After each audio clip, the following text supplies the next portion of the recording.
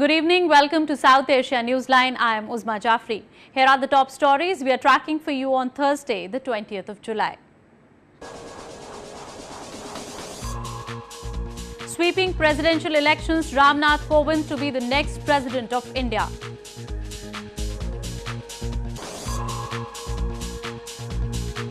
US says Pakistan not taking substantial action against terror groups.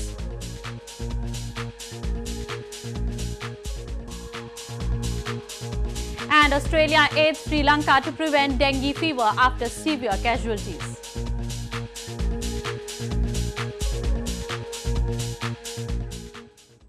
And now for all the details. India on Thursday got its 14th president as the ruling Bharatiya Janata Party-led National Democratic Alliance nominee Nath Kovind won the presidential polls held earlier this week. Indian Prime Minister Narendra Modi soon after the announcements met Kovind and congratulated him on the win. Kovind will be sworn in as the 14th President of India on July 25th.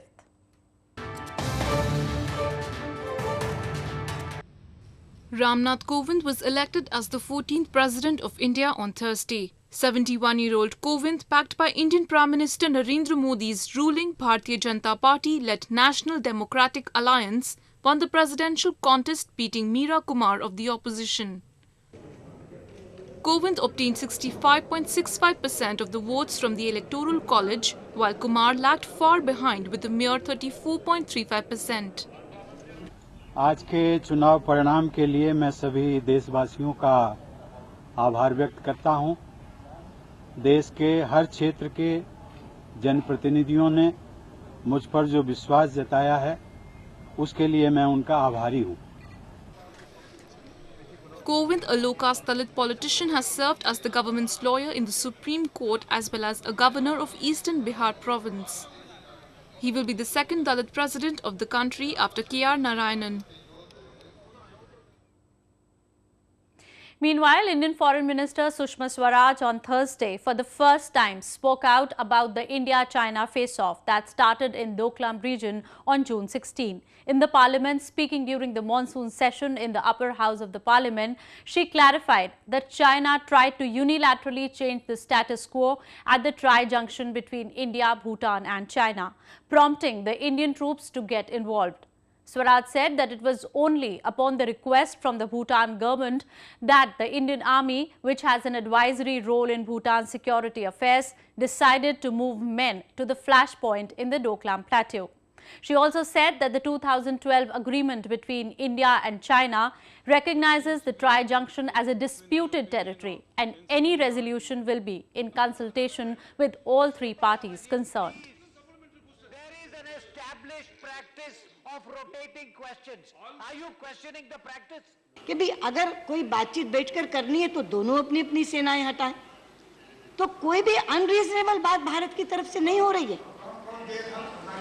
सारे देश हमारे साथ हैं, क्योंकि सब देशों को ये लगता है भूटान जैसे छोटे देश में वो आक्रामक हो रहा है, क्योंकि भूटान ने प्रोटेस्ट किया, उनसे 4 दिन बाद ही प्रोटेस्ट किया, रिटर्न में प्रोटेस्ट किया उनके एम्बेसडर ने कि आप ये क्या कर रहे हैं। उसके In other news, the US State Department accused Pakistan of failing to take significant action to constrain the ability of militant outfits operating from safe havens in the country. The report released on Wednesday claimed that militant outfits still operate freely in the country.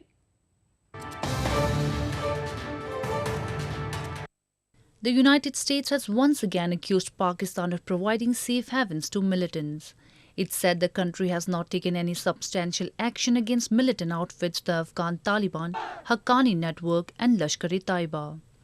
In its report titled Country Reports on Terrorism for 2016, which released on Wednesday, the US State Department claimed that groups such as Lashkar-e-Taiba and Jaish-e-Mohammed continue to hold rallies, raise money, recruit and train people in Pakistan. The report accused militant outfits which operated from Pakistani soil were a threat to the US and the Afghan forces in Afghanistan.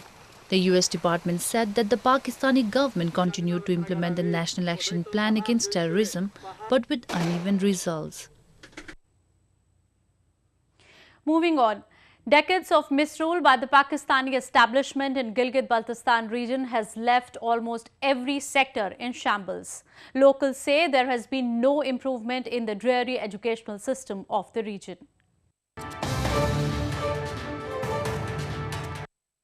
Lack of better educational facilities in Gilgit-Baltistan is leaving students bereft of a chance at quality education and a better future. They say they are forced to move outside of the region to earn a livelihood and support their family due to the corrupt system of administration. Due to negligible support from the Pakistani establishment, the youth even face hardships to find even menial jobs in the region. वहाँ पे जहाँ तक सरकारी school की वहाँ पे position का मैं आपको बता दूं कि वहाँ पे बिल्डिंग है तो टीचर नहीं है, टीचर है तो बिल्डिंग नहीं है, और वहाँ पे बंदे नीचे बैठने के लिए बेंच भी उनको नहीं होते, नीचे टाट में बैठ के तालीमी निज़ाम उसका जो ना वो किया जाता है. Lack of facilities and low standards of education have made it difficult for youths of the region to secure jobs. Locals say even after decades of occupation, the administration has failed to provide basic facilities. Corruption इस इदारे के अंदर तालीमी निज़ाम के अंदर भी वहाँ पे करप्शन मौजूद है.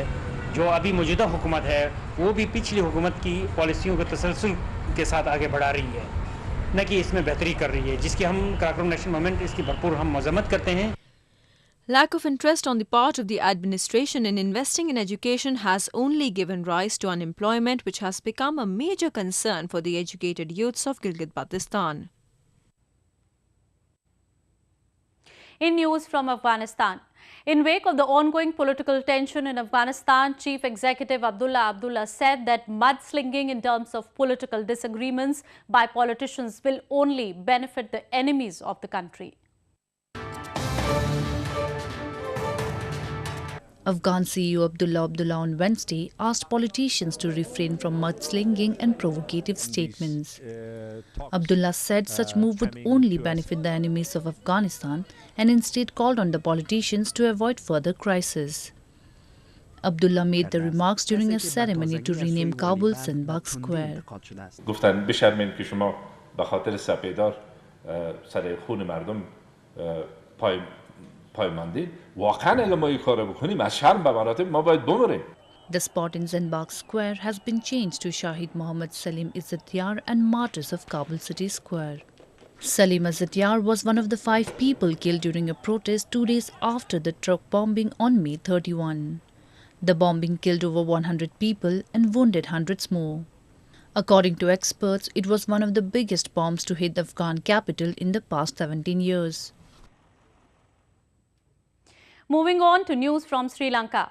Australia is contributing funds to help Sri Lanka combat its worst outbreak of dengue fever. The mosquito-borne virus has killed over 250 people and infected more than 100,000 in the island nation this year.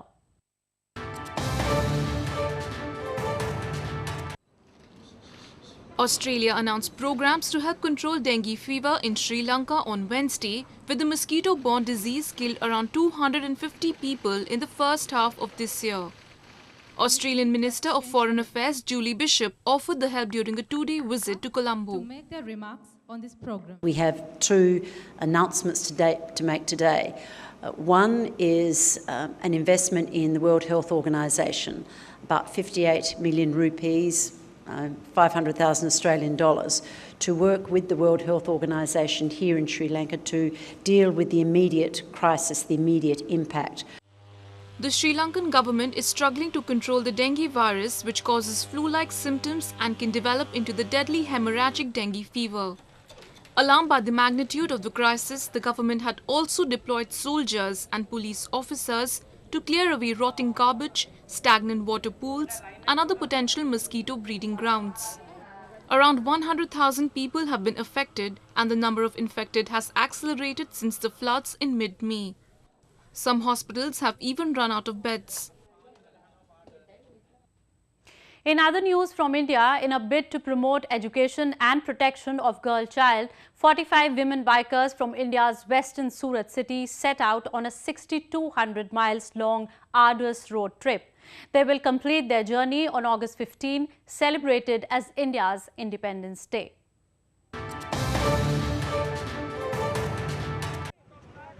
A group of 45 women set out from India's western Surat city on Wednesday on a road trip to the Himalayan town of Leh to create awareness about protecting and educating the girl child. The rally, that will cover a distance of about 6,200 miles, was organized to take forward Prime Minister Narendra Modi's Beti Bachao Beti Padhao or Save the Daughter, Teach the Daughter campaign. The women will travel through 15 provinces before finally reaching Leh on August 15, India's Independence Day. आज सूरत से 45 बहनें महिलाएं bike पर सवार होकर देश के 15 state में 10,000 किलोमीटर का प्रवास करके लेह में पहुंचेगी। लेह में 15 अगस्त के दिन झंडा फहराएगी और इसके बाद वहां से निकलकर वो वापस आएगी सूरत में। जहां भी जाएगी वहां बच्चों को मिलेगी, महिलाओं को मिलेगी, समाज के जो नेतृत्व करने वाले लोग हैं उसको भी मिलेगी। India's child sex ratio dropped from 964 in 1971 to a low of 918 in 2011 according to UN data. Between 2001 and 2011, the decline was seen in more than two-thirds of the districts in the nation. Well, that's the way it was in South Asia this evening. Before we conclude, the top stories once again. Sweeping presidential elections, Nath Kovind to be the next president of India.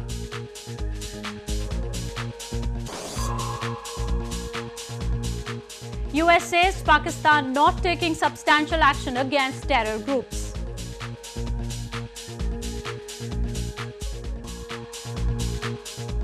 And Australia aids Sri Lanka to prevent dengue fever after severe casualties.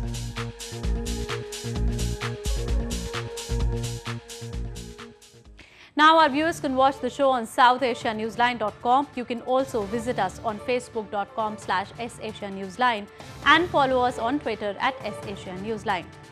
That's all in tonight's edition. We will see you same time tomorrow. Good night.